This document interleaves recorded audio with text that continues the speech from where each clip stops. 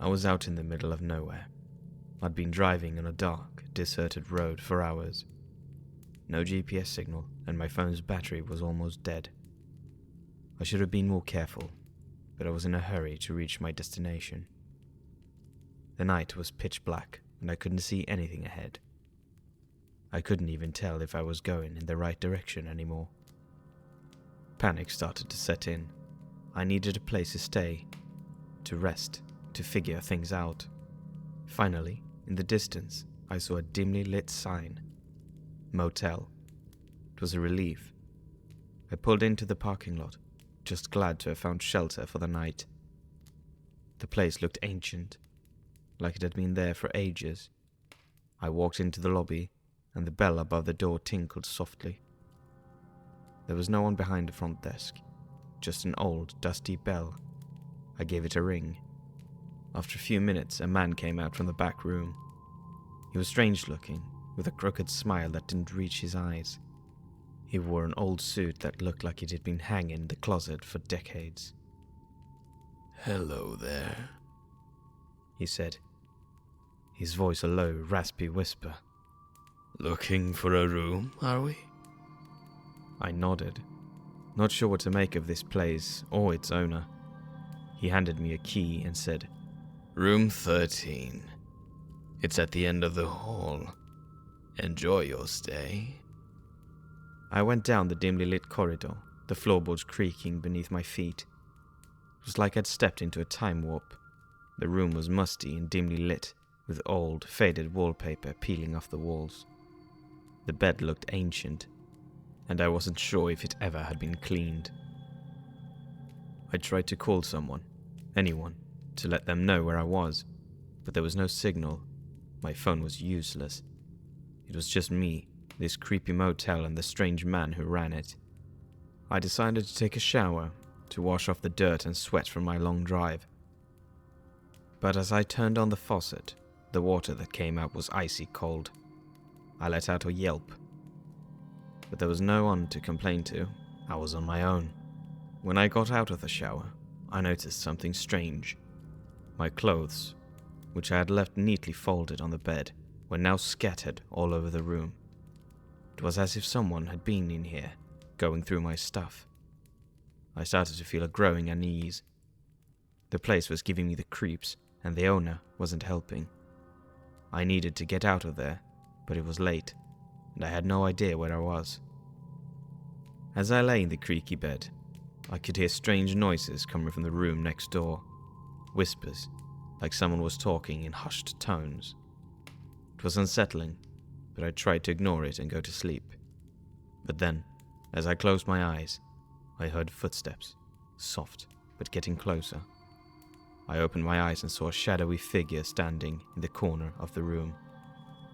I couldn't make out the face, but I could feel their eyes on me. I jumped out of the bed and bolted for the door. As I ran down the hallway, I could hear the figure chasing me. I burst through the lobby door, the old bell clanging loudly, and didn't stop running until I was back at my car.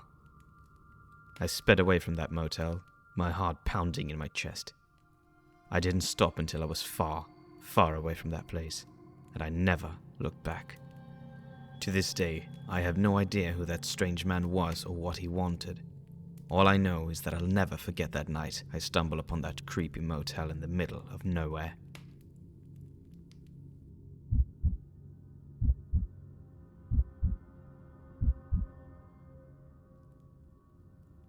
I'm an avid outdoors enthusiast, always looking for a new place to explore. Last weekend, I decided to check out a local corn maze that had been getting some buzz. It was the perfect season for it, with Halloween just around the corner. Little did I know that what started as a fun adventure would turn into a night of sheer terror. The sun was beginning to dip below the horizon as I entered the maze. Rows of towering cornstalks surrounded me on all sides, and the rustling of leaves created an eerie, whispering soundtrack. It was a cool evening, and I could feel the excitement in the air as I embarked on my journey through the labyrinth. The maze was a bit larger and more complex than I had anticipated, but I was determined to find my way through. The maze was a labyrinth of twisty paths, dead ends, and open spaces. There were tall, towering walls of corn on all sides, and the setting sun cast long, eerie shadows that danced in the dimming light. As the sun finally set, I realized I was hopelessly lost. My phone's battery had died, and I had no way of contacting anyone for help. Panic began to set in, but I reminded myself that this was all part of the fun, right? Or so I thought. The maze was silent, except for the occasional whispering of the wind through the corn. But that silence was shattered by a blood-curdling scream. My heart skipped a beat, and I stood frozen in place. The scream was haunting, and it sent shivers down my spine. I couldn't tell where it came from, but it echoed through the maze. I continued walking, trying to put the scream out of my mind, but then I heard another scream, and then another.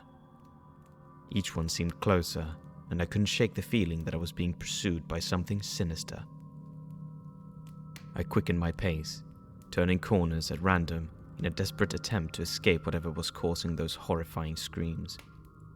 The maze seemed to stretch on forever, and the screams grew more frequent and more agonized. I was in a panic, running blindly through the maze, with no idea where I was. The walls of corn seemed to close in on me, and it felt like a never-ending nightmare. Just when I thought I couldn't take it any longer, I stumbled upon a small clearing in the maze.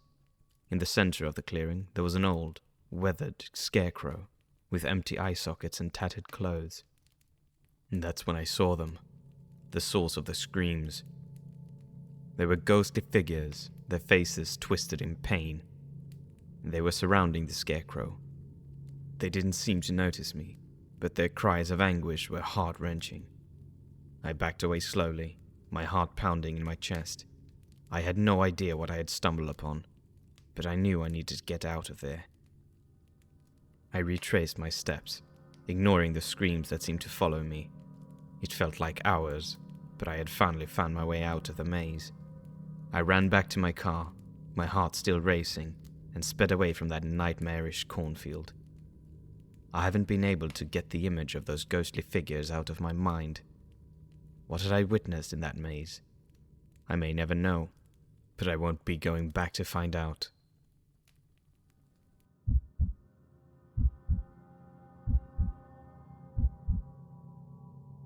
I was lost in the city. I had taken a wrong turn and ended up in a part of town I didn't recognize. My phone had died, and I didn't have a map. I was in trouble. Rain started to pour, and I was drenched in minutes. I spotted a taxi up ahead, its yellow light illuminating the wet pavement. Desperate, I waved for it to stop. The cab pulled over, and I jumped in the back. The driver's face was hidden in the shadows, and he didn't say a word. I told him my address, but he just nodded and started driving. The inside of the taxi was strange. It smelled like old leather and dampness. The driver's cab was separated from the back by a glass partition, and there were no pictures or decorations on the wall. It was like a time capsule, a relic from the past. The rain continued to pour, and I watched the blurred city lights through the rain-smeared windows. I couldn't see much outside, but I knew I was getting further away from where I wanted to go. I tapped the glass portion to get the driver's attention.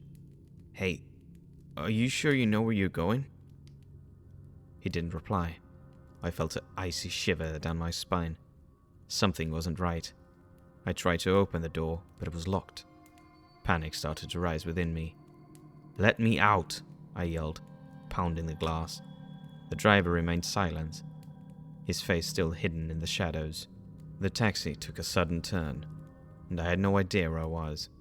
The rain was falling harder and the streetlights were getting dimmer. I couldn't see anything outside now. The driver finally spoke, his voice low and monotone. "We're almost there." But we weren't almost anywhere I recognized. The city outside was unfamiliar, and I couldn't see any landmarks I could identify.